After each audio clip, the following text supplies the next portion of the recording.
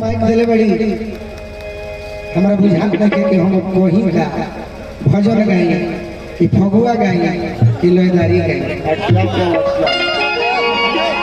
बाकी ओहो बाकी सुने वाला चाहिए तो चलिए कम समय में एक लाइन सुनील देते नहीं जैसे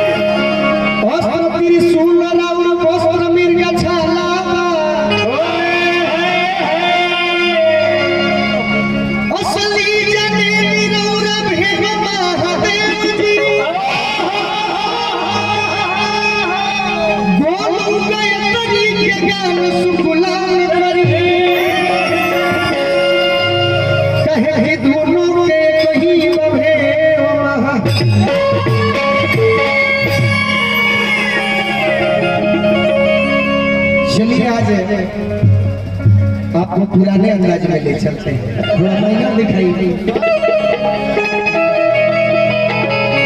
कम समय में रोज रोज के बतिया था कोई बनी जब उनका कृपा से दो गोली के बाद बचल बनी तो आज को धुन हुए हया पवन धुन कि दिल तूड़ी उड़ी ना हमरा भी गाला बा ना निमन गाला बा ना सुंदर गाला बा ना निमन गाला बा एगो बात जरूर बा जेने देखबो न ओने गुलियो रे जाके हाला उहे लइका कहता कि दिल तूड़ी अरे गइलू सुपर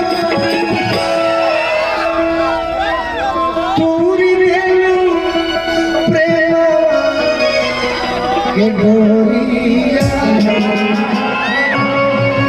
इन लिखे कहे ना माई से कहे कि काहे लइको अरे काहे लइको अरे आवते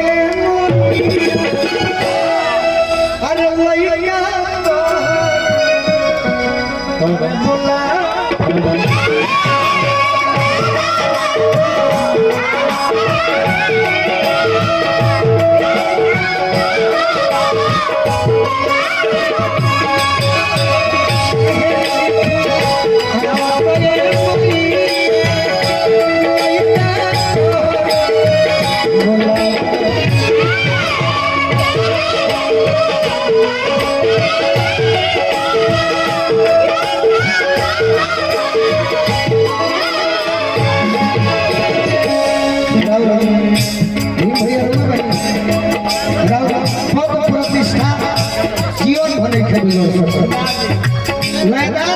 समाज सेवे के कहूँ बिगड़ेला ना जरूर इच्छा पूरा हो माई से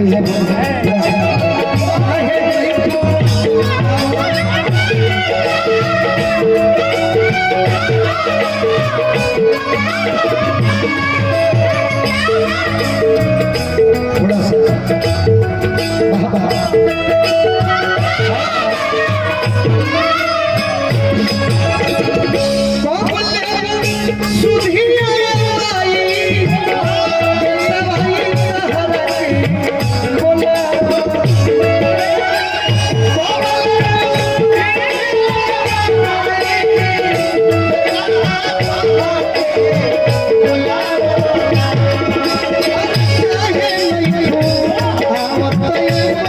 Lay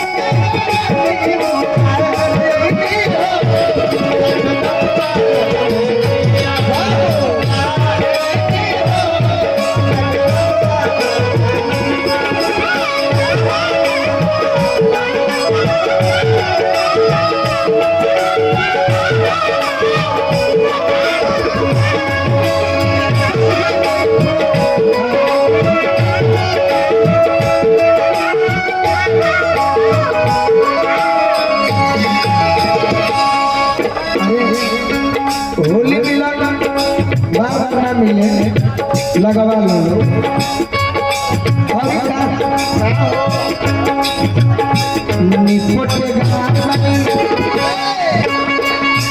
निपटेगा कोई ना भैया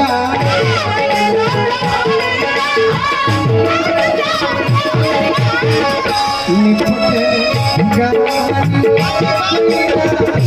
भैया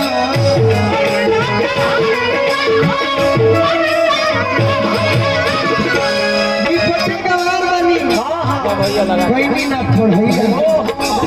एगो कोनिया गाँव के नूर नहीं है इसको भैया